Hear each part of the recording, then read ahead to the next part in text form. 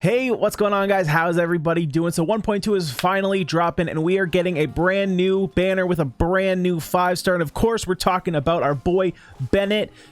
Wait, that's not actually the new 5-star. Well, I have a feeling that most people are actually going to be rolling on this banner for Bennett. So he's kind of the 5-star, and honestly, he behaves a little bit like a 5-star because his stats are absolutely busted, and the way this guy performs is absolutely ridiculous. So today I do want to talk a little bit about why you should be rolling for Bennett if you don't already have him, as well as a little bit of caution you should be observing if you're looking to whale out for a full Constellation Bennett. That will be coming on later in the video, so stick around for that. But first, let's jump into Bennett. And if you don't know why you should be rolling for this absurd 4-star support slash carry, let's jump into it and talk about why he's absolutely busted. So first of all, easy reason, he's a pyro character. Pyro characters in the game are pretty busted, but the thing is that he's one half of a pyro resonance, and pyro resonance is already the best resonance of the game. So if you have a character that's already busted that pretty much goes on any team,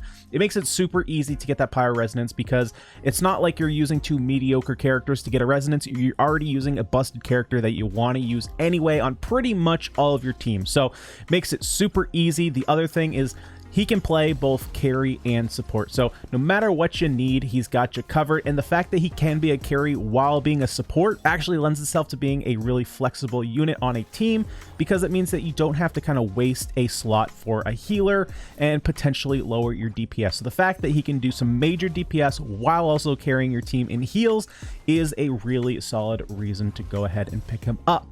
The next reason is that while you're ascending him, his ascension stat is energy recharge, which is super big for both being a carry and a support, especially as a support, because you're going to want to be building energy as much as possible. So the more energy we can build, the quicker he's going to have that burst built up, and the more uptime he has on this burst. His burst is like the main reason why he's absurd. We'll get to that a bit later. If you don't already know, it's like broken in half. But they can't nerf him. That's the way gotchas work. You literally can't nerf characters because it's illegal. So don't worry, he's never going to get nerfed. Next up, with his skill, this also lends with the fact that his energy recharge is absurd, is that his skill has the fastest cooldown rate in the game. So if you get him to Ascension 1, his cooldown is already 5 seconds, which is tied for the fastest with the main character. At Ascension 1, you're going to get 20% off of your cooldown, bringing it down to 4 seconds. And once you get up to Ascension 4, as long as he's in his burst radius, he's going to be getting half off. So you're looking at a 2-second cooldown. Now, on top of his energy recharge, once you start getting all those energy particles from his skill, just using it over and over every 2 seconds, you are talking about a lot of burst support covering your whole entire team. So the fact that he is just a complete and utter monster when it comes to an energy battery is one of the reasons why he's absolutely insane for teams and can increase your team's overall damage. Now,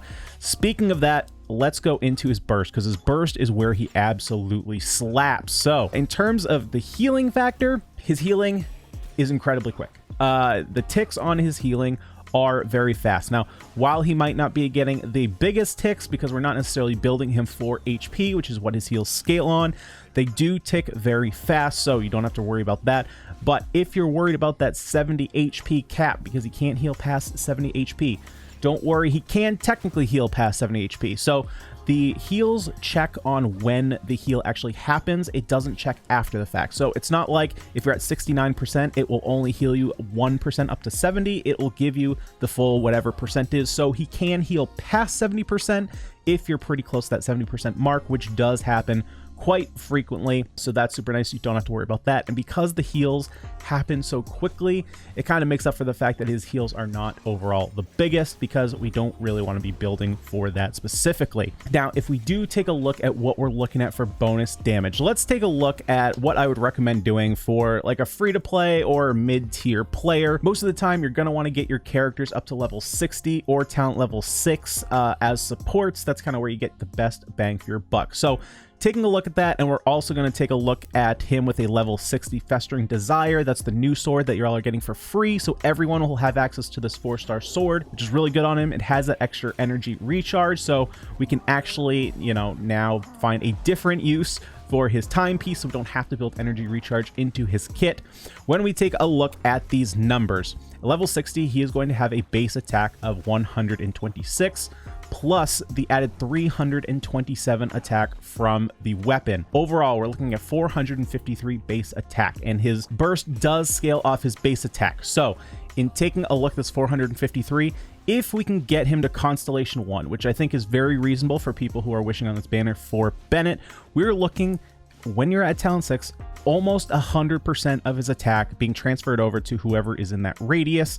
And because we're at Constellation 1, we're getting that extra 20%, but we're also not limited by being above 70%. So it's happening 100% of the time. 453 attack, moving to another hero from a level 60 hero is an absolutely massive bonus. That is so much damage. And the fact that it's not restrictive, the fact that it can go on any hero within that radius is huge. That's why Bennett is a monster. The amount of attack you can move from hero to hero is absolutely huge, and that's only at level 60. That's not even like a fully leveled out and just banging Bennett. That's like, you know, minimum what I would recommend for a support. You know, he only gets better as you level him up and of course put more artifacts on him. Now, why do I say be cautious when wailing out for Bennett like I did at the beginning of this video? Well, I don't think that Bennett is entirely necessary to wail for. I think that overall his best constellations are his first and fifth. His first is absolutely important. So if at all you're looking to get constellations and you're not looking to go crazy with wishing, I would definitely recommend going for Constellation 1, so that way you don't have to worry about that 70% HP to get the bonus, plus you're also getting an extra 20% bonus from your attack. Constellation 5 is really good because it's 3 free levels on your burst, and his burst is basically what you're building him for, so that's personally what I'm going for. The thing you need to be cautious about is his Constellation 6 if you're looking to go that high, or if you just get it by accident while going for Albedo. Because here's the thing, with Constellation 6, when you're inside the radius of his burst, which is the goal, what you're trying to do, he's going to be turning all damage into pyro. Now that might sound good if you're using him on an elemental team, like if you're having him be a support for a Diluc, but if you're using him as a support for a character like Razor, someone who's physical, you're going to be turning all his damage into pyro damage. So similar to someone like Chung Yun, the reason we don't use him with Razor is because he can turn all of Razor's damage into cryo.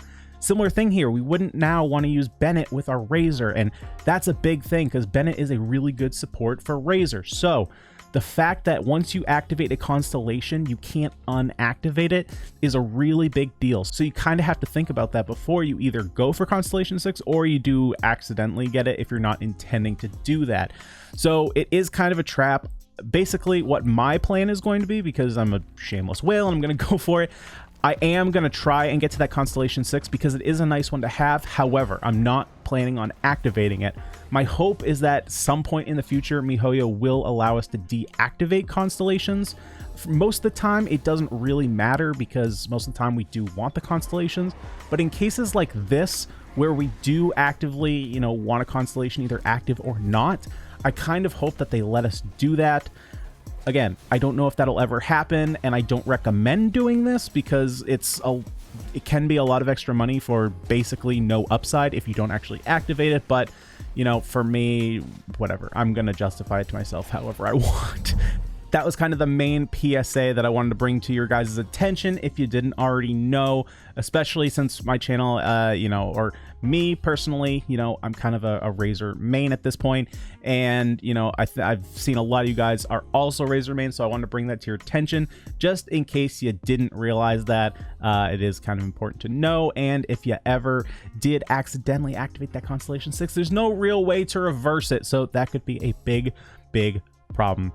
So guys, that's all I got for today. Hopefully you did enjoy. If you want to see some more content from me, you can head over to my Twitch page, twitch.tv/xjazze, or if you want to support us right here on YouTube, you can go click that red subscribe button, like the video if you liked it, and click that notification bell. That way you never miss a video. And of course, if you want to join our community over on Discord, link will be down in the description below.